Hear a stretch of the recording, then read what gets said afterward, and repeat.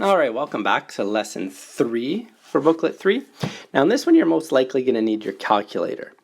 So if I were you, I would get your calculator. Hopefully you're not watching on your phone, but maybe you could use your phone as your calculator because it's going to ask you to do some calculations that do not have multiply and divide by 100. You're going to be multiplying dividing by smaller numbers. But if you need it, hit pause, you can go grab it, but we'll continue from here. So today we're going to be looking at fractions, percents, and decimals. It says in math, a fraction bar means divide. We kind of talked about that in the last lesson. When you divide the numerator, that's the number on the top, of a fraction by the denominator, that's the number on the bottom, you will always end up with a decimal. We saw that yesterday. Once we have a decimal, as we did in the last lesson, we can determine what percent that is.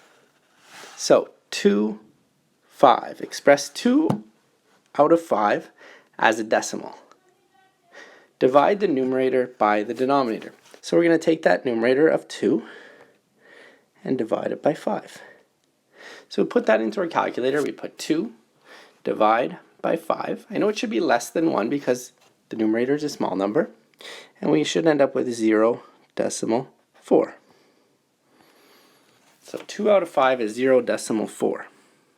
And we're going to continue that through for the other ones that we have over here. So we're writing them as a decimal. We could put them into percent if we want to because we learned that in the last lesson. But for today, we're just going to divide. So the next one is 3 divided by 8. So we get our calculator, we say 3 divided by 8. And when you put that in your calculator, it should give you a decimal of 0.375. Same for the last one. 5 divided by 20. Put that into your calculator. 5 divided by 20.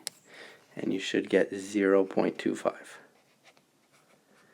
Those are the decimals that we end up getting when we divide those numbers together. We can put those into percent if we wanted to. The one on the left would be 37.5%. And the one on the right would be 25%. But for today, we're just putting in decimals. So let's practice converting all the way from fractions to percents. So if we have 4 out of 16, if we got 4 out of 16 on a test, that's not a good score. But we want to know what is that as a percent. Well, I would divide 4 divided by 16.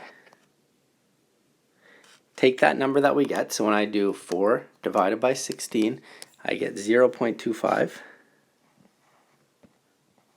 And then I put it into a decimal by multiplying by 100. That's what we did in the last lesson, which is 25%. Which is not a good score. We want above 50 at the very least. So hopefully that's not a test score. Just like the next one, 2 out of 20. Hopefully that's not a test score as well. 2 out of 20. When I divide that, I get 0.1. So when I look at that and say, what is that as a percent? We're going to take 0.1 and multiply it by 100. We would get 10%. Also not a good test score. And finally, the last one over here, 3 out of 60. Not the best test score either. But when I divide 3 divided by 60 in my calculator, it tells me I have 0.05. Then I take that number and I multiply it by 100.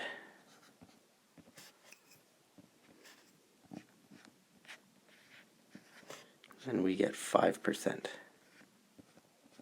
Hopefully these aren't test scores, but that's how we convert from a fraction to a percent.